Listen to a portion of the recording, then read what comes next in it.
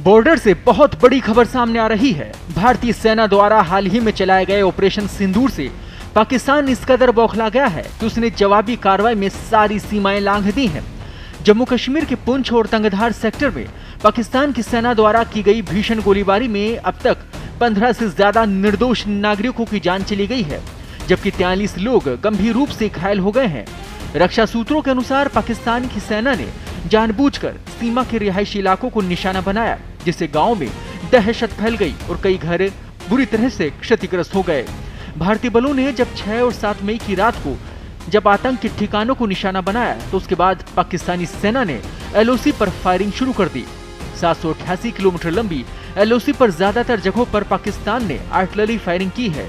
इसमें पुंछ, तंगधार समेत LOC से सटे दूसरे गाँव में 18 नागरिकों की जान चली गई है, जिनमें 4 बच्चे भी शामिल हैं। भारतीय सेना ने भी पाकिस्तान को आर्टिलरी फायर से जवाब दिया है।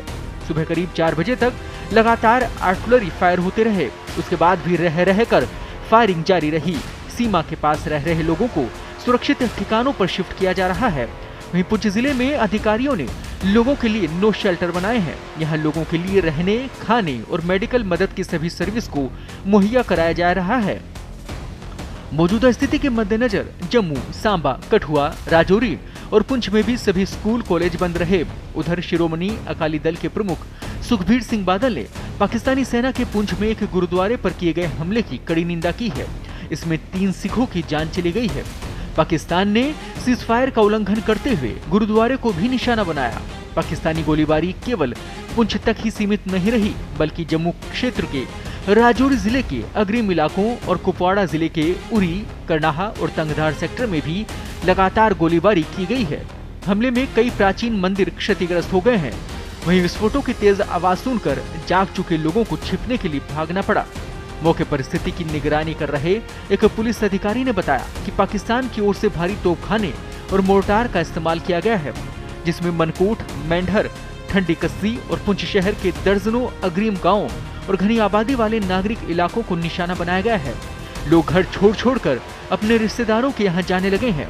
नेशनल कॉन्फ्रेंस के विधायक एजाज जान ने ये कहा है कि स्थिति चिंताजनक बनी हुई है।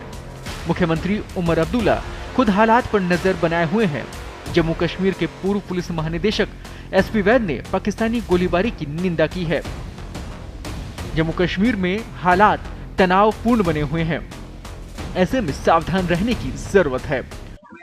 आज पाकिस्तान से रात को 1 बजे बहुत गोलाबारी हुई है, लिहाजा सिटी में बहुत जख्मी भी लोग हुए हैं। इसलिए लिहाजा हम अपना बाल बच्चा लेकर एक सेफ जगह पे जा रहे हैं।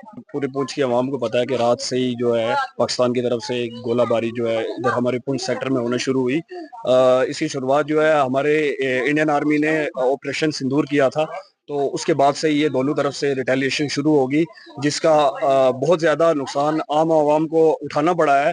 सर, पहली बात तो ये है कि जो रात को फायरिंग हुई तकरीबन 11 बजे शुरू हुई, तो उस वक्त हमने फायरिंग आगे भी देखते रहे, हम बाप दादा से देखते रहे, लेकिन जो फायरिंग रात को हुई है इससे हम रजात पा रहे हैं कि इससे बहुत डर गए थे बच्चे। कई बच्चे जो हमारे बेहोश हो गए थे, हम खुद बेहोश हो गए, हमें पानी जो है गले से उतर नहीं रहा था। ताजा अपडेट्स और बड़ी खबरों के लिए बने रहें पत्रिका के साथ। मैं हूं आपके साथ कृपाशंकर शर्मा।